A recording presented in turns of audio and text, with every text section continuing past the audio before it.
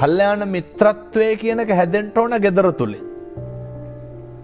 අපේ ස්වාමි පුරුෂය අපේ තාත්තලා පියවරු හිතාගෙන ඉන්න ලොකු පුරුෂාධිපත්‍යයක් ගෙදර ගොඩනගාගෙන අර දරුවන්ගේ පීඩනයයි සියලු පීඩන බොහෝ තැන්වල පිට කරන්නේ කොහින්ද?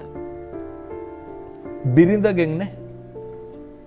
අපි පුරුදු වෙන්න ඕනේ පීඩනය මට දරා ගන්නට පුළුවන්ද බැරිද කියනක හිතලා තමයි පීඩනය අනෙකට දෙන්න පුරුදු වෙන්න ඕනේ.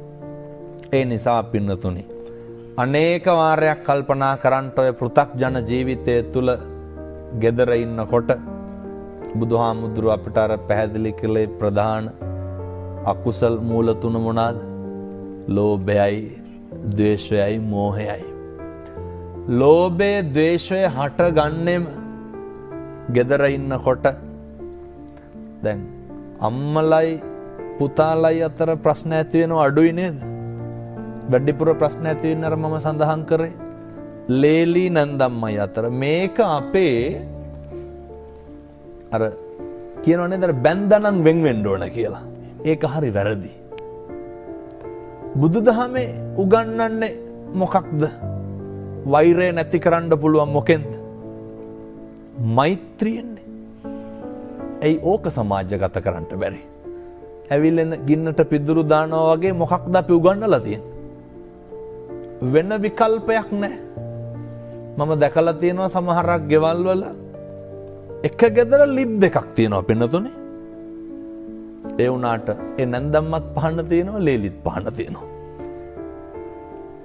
වැඩක් තියනවද? සමහර පින්නතුන් ඉන්නවා මේ පහන තියලා හෙන ඉල්ලනවා. එක ගෙදර. එක ගෙදර. පහන තියලා හෙන ඉල්ලනවා. මේකට විසඳුමක් තියෙන්න ඕන. ඒක තමයි තථාගතයන් වහන්සේ අත්ූපනායක ධර්මවලින් ඉගැන්වුවේ. මම එක අවවාදයක් දුන්නා එක පවුලකට. ඒ දියණිය කිව්වා, ලේලි කියනවා හාමුදුරුවනේ මම ඇවිල්ලා ගෙදරට සති 2යි අම්මා මම උයන ඒවා කන්නේ නැහැ. මේ ප්‍රශ්නේ තමයි මහත්තයෝ ගෙවල් වල ගොඩක් තියෙන. අනේක උහුලන්න බෑ. අනේක දරන්න බෑ. මම කිව්වා උදේ වැඩට යනකොට නැන්දම්මට වඳින්න. ගත් කටටම ලේලි කියනවා හාමුදුරුවනේ වඳිනකොටම අනිත් පැත්ත හැරෙනවලු. අනිත් පැත්ත හැරෙන එක කාගේ වැඩක්ද? එක නැන්දම්මගේ වැඩක්. දැන් බුදුහාමුදුරුවෝ මේක නේද අපිට ඉගන්වුවේ?